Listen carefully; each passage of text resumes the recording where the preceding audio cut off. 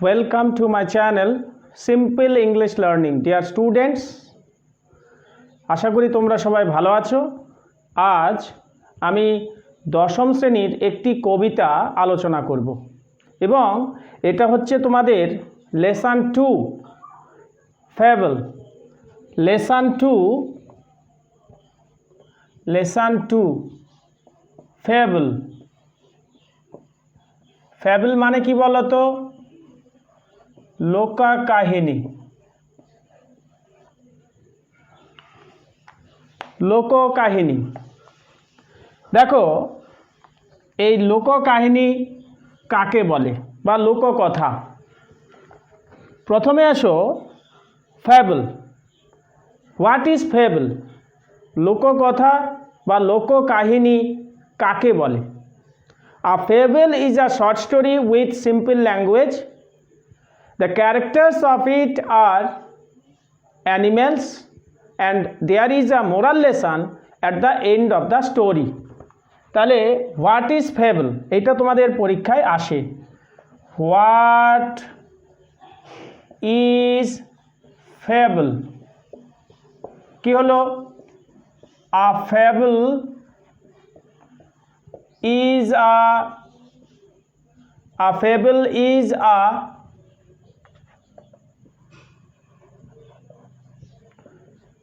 short story with simple language. A fable is a short story with simple language. The characters of it are animals. There is a moral lesson at the end of the story. দেখো, what is fable? লোককথা কাকে বলে? A fable is a short story.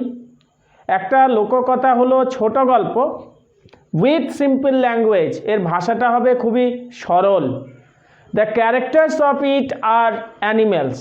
এর চরিত্রগুলো হচ্ছে পশুদের নিয়ে, পাখিদের নিয়ে। And there is a moral lesson at the end of the story. এই কবিতাটা বা গল্পটা পড়ার পর আমরা একটা নীতি শিক্ষা অর্জন করতে পারবো। এইটাকে আমরা বলবো fable.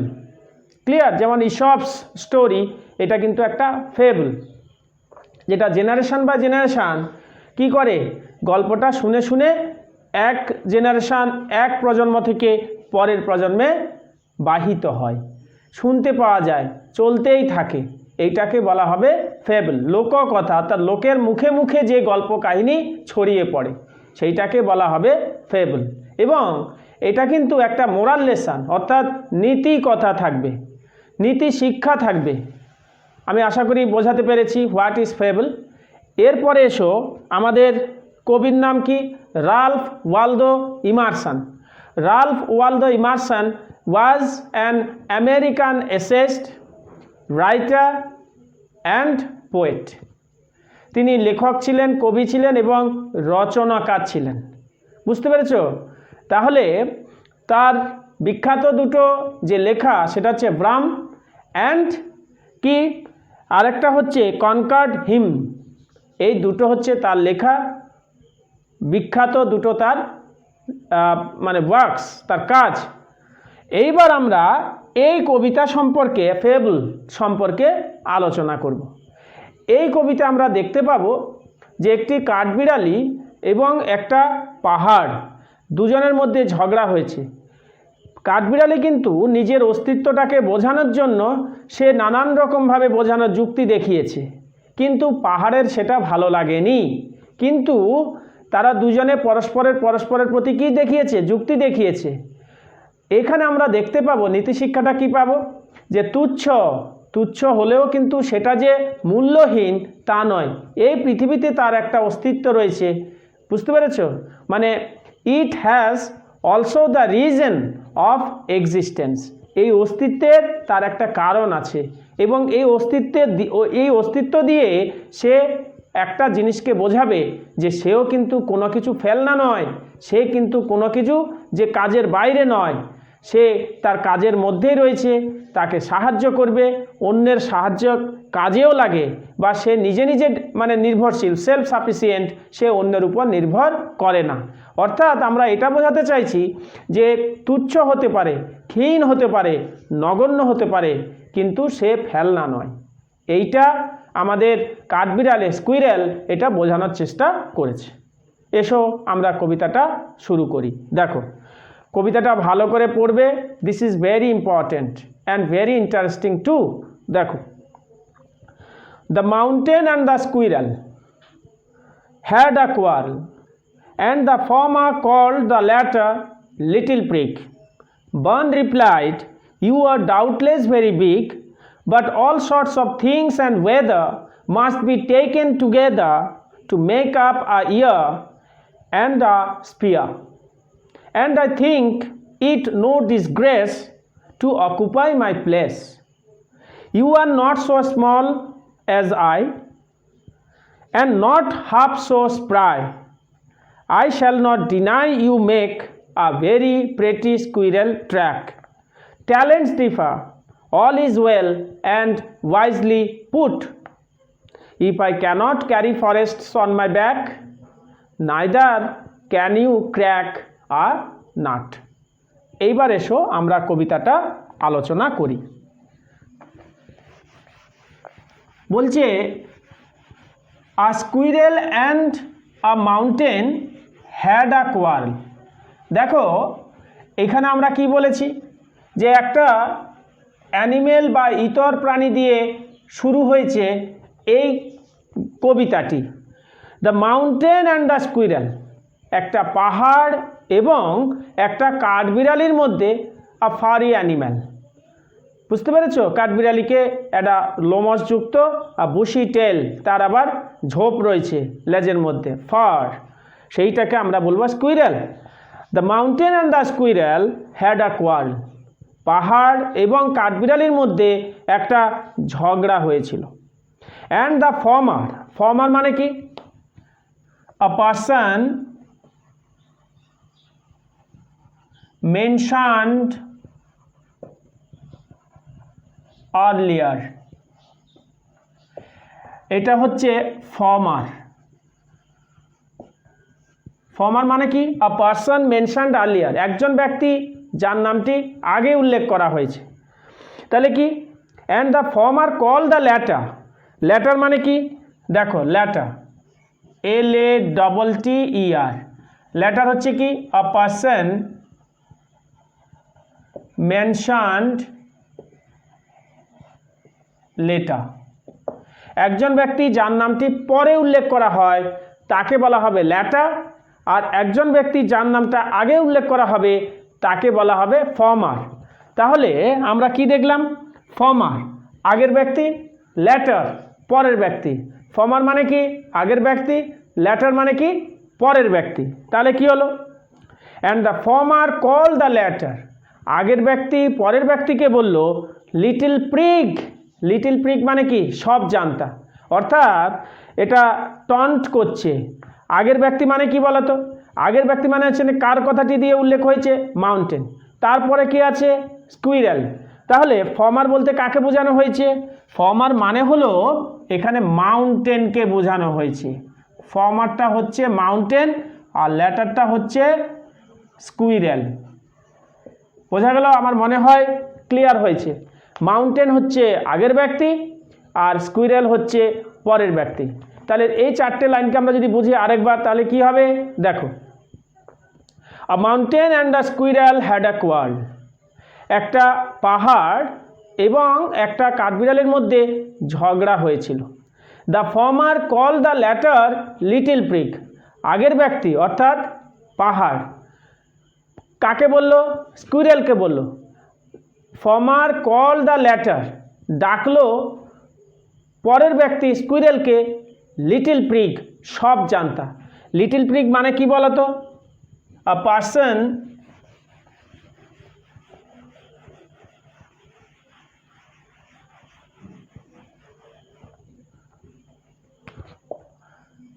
Little prig, little prig সব জানতা, সব জানতা কাকে বলে? আ পারসন হু প্রিটেন্ডস মোরালি ওয়াইজ, একজন ব্যক্তি যে ভান করে নীতিগতভাবে সব জানে, এইটা টন্ট করছে, ব্যঙ্গ করছে। কে কাকে ব্যঙ্গ করছে? পাহাড় কাঠবিড়ালিকে ব্যঙ্গ করছে। কি বলল? লিটিল প্রিগ সব জানতা বলে। বান রিপ্লাইড, বান মানে কি? কাঠবিড়ালি। রিপ্লাইড মানে কি? উত্তর দিয়েছিল। যখন তাকে বললো এই যে তুমি সব জানতা, তখন কাঠবিড়ালি কি উত্তর দিল? You are doubtless very big, তুমি হও ডাউটলেস মানে কি? আনডাউটেডলি, নিঃসন্দেহে। You are doubtless very big, তুমি হও নিঃসন্দেহে খুবই বড়। তাহলে ডাউটলেস মানে নিঃসন্দেহে, আনডাউটেডলি। ইউ মানে কাকে? কাঠবিড়ালি পাহাড়কে বলছে। পাহাড়কে কি বলছে? যে হে মাউন্টেন, হে পাহাড়, you are no doubt very big, তুমি নিঃসন্দেহে খুব বড়, ইন সাইজ আকৃতিতে। But all sorts of things and weather, কিন্তু সমস্ত ধরনের জিনিস এবং আবহাওয়া নিয়ে কি হয়? Must be taken in together, সবগুলোকে একত্র করতে হয় to make up a year, একটা বছর তৈরি করতে গেলে।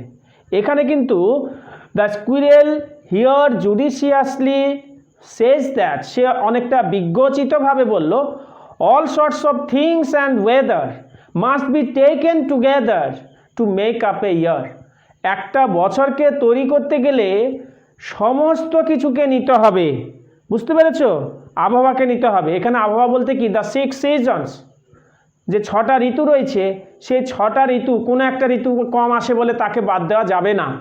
মানে কি এখানে বলতে চাইছে?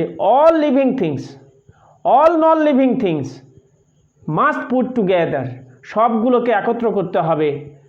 আদারওয়াইজ নাথিং ইজ কমপ্লিট, কোনো কিছু সম্পূর্ণ নয়। তাহলে কি? But all sorts of things and weather must be taken together to make up a year, সমস্ত ধরনের জিনিসগুলোকে একত্র করতে হবে নিয়ে, তাহলে কি হবে? এবং আবহাওয়াকে একত্র করতে হবে, তাহলে একটা বছর তৈরি হবে। অ্যান্ড দ্য স্পিয়ার, এবং একটা গোলার্ধ তৈরি করতে গেলে, স্পিয়ার মানে হলো গোলার্ধ। কি বললাম? স্পিয়ার মানে গোলার্ধ। And I think it no disgrace, and I think, এবং আমি মনে করি, ইট ইহা, নো ডিসগ্রেস, এটা কোনো অভিশাপ নয়। This is not a curse, এটা কোনো অভিশাপ নয়। ডিসগ্রেস মানে অভিশাপ, ডিসগ্রেস অভিশাপ, কার্স ডিসঅ্যাডভান্টেজেস,